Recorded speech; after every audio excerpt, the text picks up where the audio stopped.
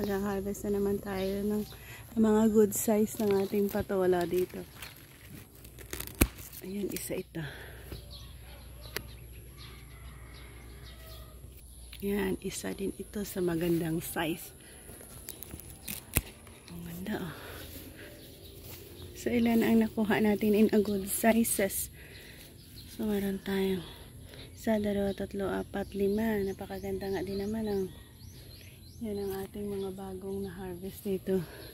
Meron pa naman dito. So, masunod-sunod pa. Pero ito yung mga maliliit na lang. Oh, may isa dito oh. Natin yan nakita. Pero ito ay in a good size din pala ito. Ayan. Diba? Ang cute. Isa din yan. Mga maliliit. I-compare natin doon sa una natin.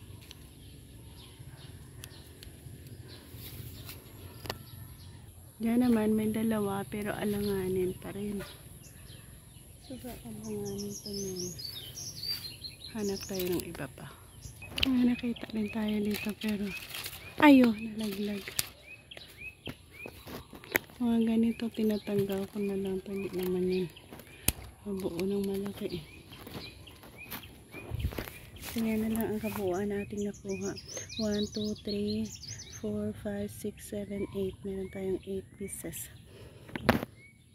Bye bye and thank you for joining.